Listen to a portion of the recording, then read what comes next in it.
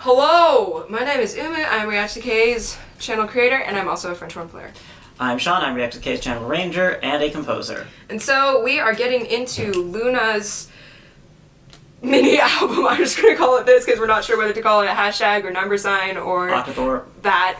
And so we'll be listening today to number 1, Oh Yes I Am, and Ding Ding Dong, because we have already heard 365, but we'll give you like a little summary of our thoughts on it.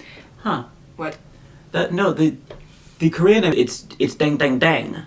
It's not, like, they could have spelled Ding Ding Dong in Hangul, but they did the same thing. Maybe it's Ding Ding Ding Ding Ding Dong. That is entirely possible. Maybe that's the title of it. Ding dong ding ding dong ding ding ding ding ding ding ding ding ding ding ding dong ding ding dong ding ding ding ding. But anyways, so we're reacting to the music just a few hours, well, like 10 hours after it was released, so there aren't any lyrics up anywhere yet. So we're going into this just reacting to the audio. You ready? I am. This song, it might be number 1 over So What, but we'll see. 3, 2, 1.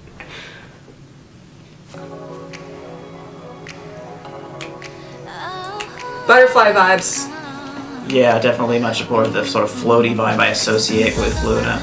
Like heavily reverbed on some sound.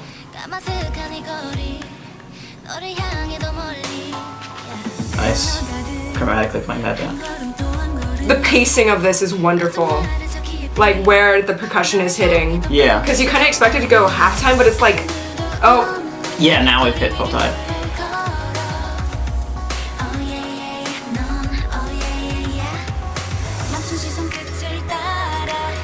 I love the synths running in the background.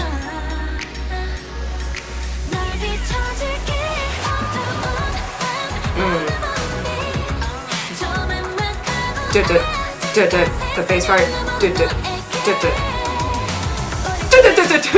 This is throwback song.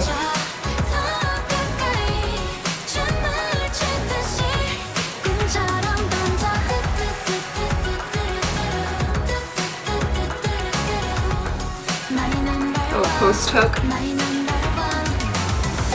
Oh, no more repetition.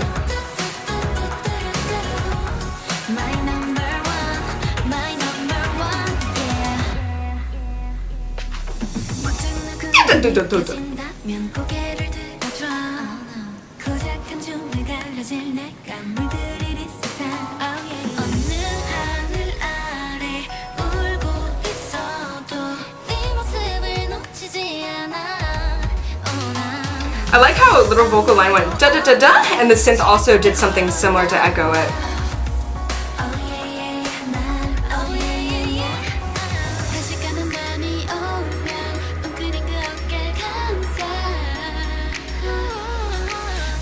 Little vocal line.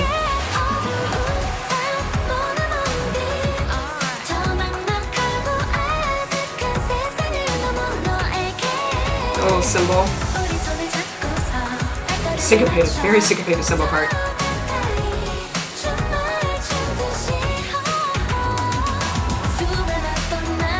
Bridge.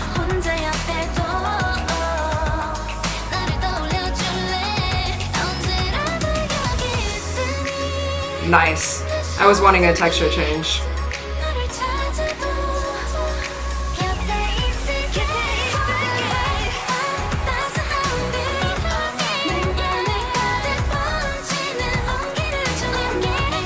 Yeah, show off those vocals.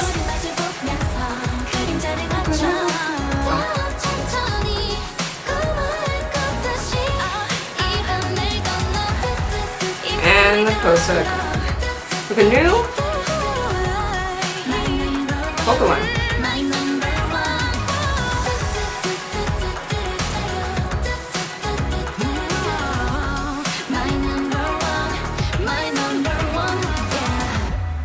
Oh, that was a little crunchiness at the end in the chord. I heard, yeah, a clash between the instrumental and the vocals. But that was really cute. Yeah, it was... Yeah, it reminds me of a cross between like the very reverby sort of classic atmospheric LOONA style and like a sort of a velvet B-side. Like it's not, it's obviously a bit flatter than something like One of These Nights, but like something like Eyes Locked, Hands Locked or something where it's like pretty pretty chill, but some nice harmonies. Yeah, I was craving, like, there's so many layers. There was a lot of syncopation in the higher timbres of the percussion. The bass part was fun to listen to, but I was craving more of a texture change between sections. I think that would have made it stand out more. Like, I think that is why it feels distinctly like it is a B-side. Like, a title track definitely would have had something to make it pop more. Even if it were a fairly ballady title track, like, there would have been some more dramatic change. Right. So not quite my number one. No, I but loved it. Still a nice song. Yeah. Okay. Oh yes, I am. I remember listening to this in the highlight medley and liking what I heard. So. Yes, I am.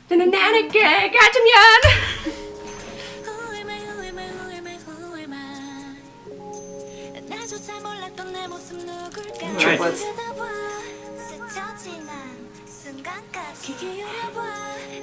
Iconic Go online. Nice. Quiet reverse piano on the left.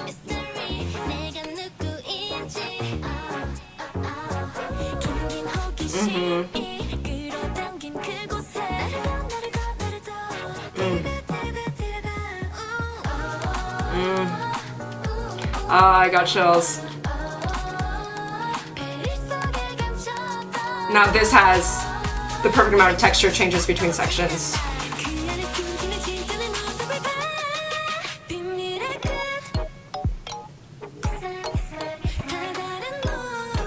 I bet the texture's gonna be filled out soon. Okay, we got a bass.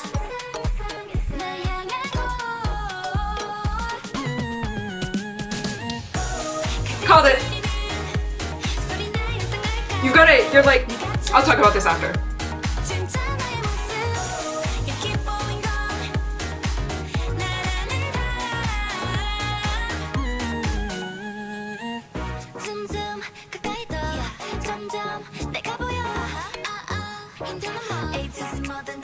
Hey!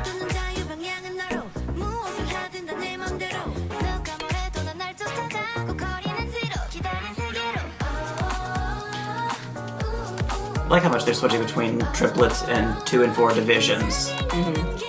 Like, really rapid fire between them, not like just triplet section, millimeter section. Or like that, just like da da da da da da da da da.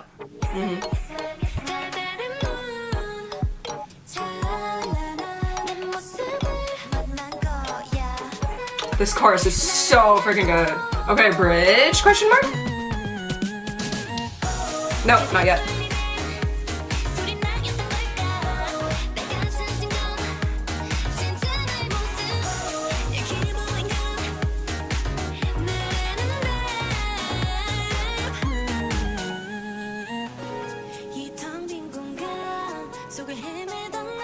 Slow down the harmonic movement. Pretty vocal harmonies.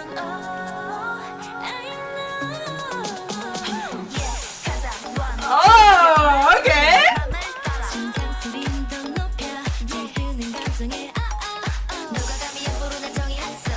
So is this the final chorus and they've just substituted with raps, or is this the end of the bridge? Chorus. It's just like the transition between the bridge and... Yeah, I think it's the same as the chorus, or almost the same as the chorus instrumental, but then completely different vocal parts. Yeah.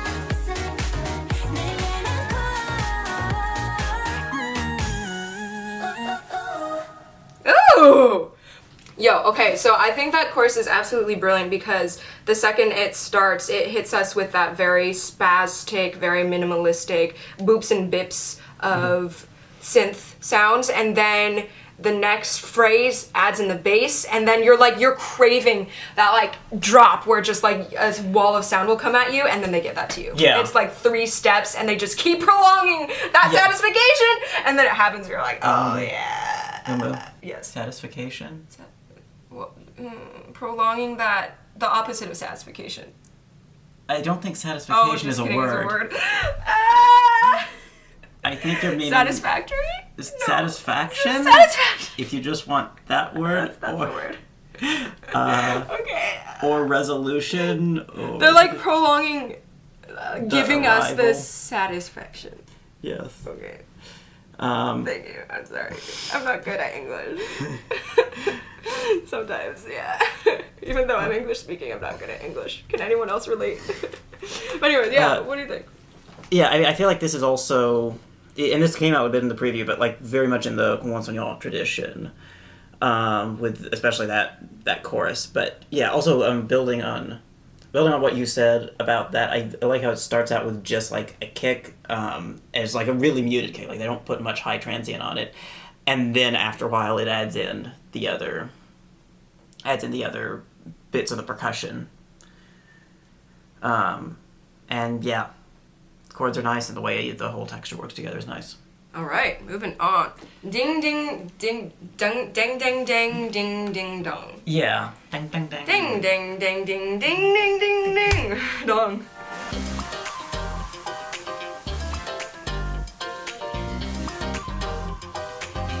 I feel like this is a very LOONA chord progression.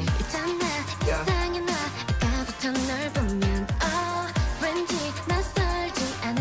I like how the bass and the piano part does that. Oh, that's different. But it was playing in octaves.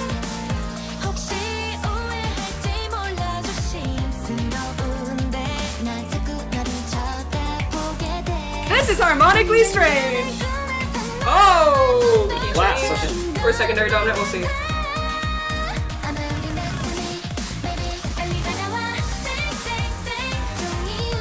Dang, dang, dang.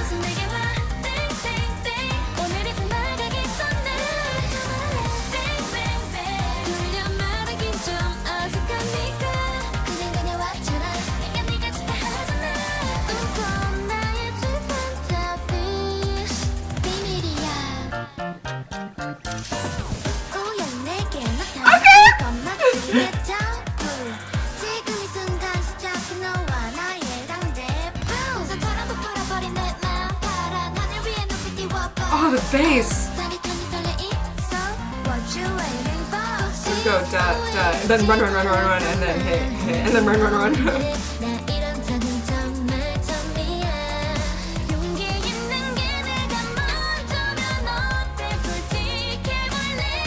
Half step up? I think it's just like prolonging that, and then it goes back. We're overall in B flat major, and I think it's mostly just getting chords from around B flat minor. I can't. Oh, so relative or parallel minor. It's more like that, but yeah, I don't know that it's ever like clearly just landing on like a B flat minor chord. I think it's more like chords from that, and also like I haven't checked that in detail, so like there could be chords from Dorian or Frigid. We're gonna have to re-listen to this part. And now we've gone into sharps, and we're back. Nice, taking out most of the instrumentation, taking out the bass. I like adding in the piano here, or the. This one is the bass. Now we're back.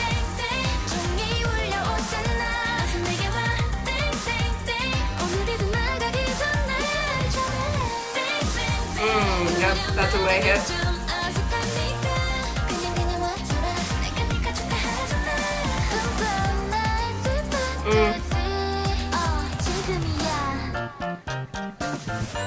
What? And what are those water sounds that goes? This is a very broad strokes description of it because I need to spend more time with this to know what the actual chords are. But I think basically like a lot of it's kind of in B flat, but sometimes tonicizing G a little bit. Mm-hmm. And then like there are those bits in the pre-chorus where it goes toward B flat minor, but here it takes the G side of that and then goes into G major briefly. Okay, so we could just say like secondary dominance, just prolonging that separate key person. I mean, it goes a bit further into it though in the bridge. Like it starts to actually sound like it's in G. Actual like, key change. Yeah, like there's an E minor chord. I think one where there's like a 6 of G. And like it'd be weird to, I guess you could call it like 6 of 6 in B flat. But if you're having to do that sort of thing with secondary functions, there's a pretty good chance you just modulate it. Yeah. So basically what we're talking about, usually songs are written in a very specific key with a very, and what we mean by key is that the key has specific notes that you play. And so in this song, uses notes from a different key, but not completely at some points, but in the bridge a little bit more completely of that other key. So that's what we're discussing right now, of how did it use those other notes. So yeah, this one was the most harmonically interesting. Well, I mean, I really liked the loud in-your-face harmonies of So What. Yeah, this one was like, the instrumental was more weaving in and out. Yeah, So What was more texture-based, where this one's more harmony-based. Yeah.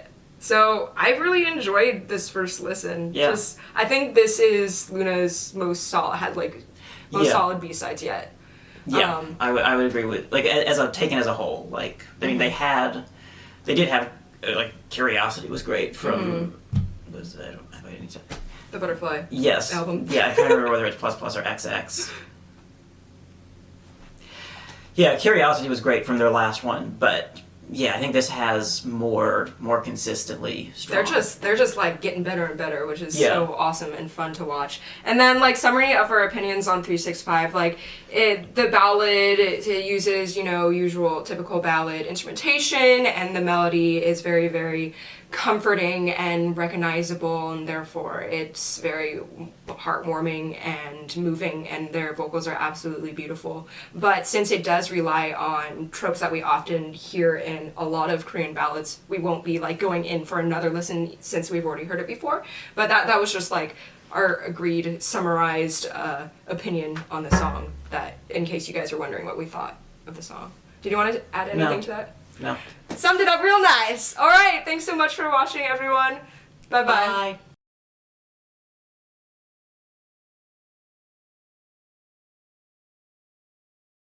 Bye. Let me drop the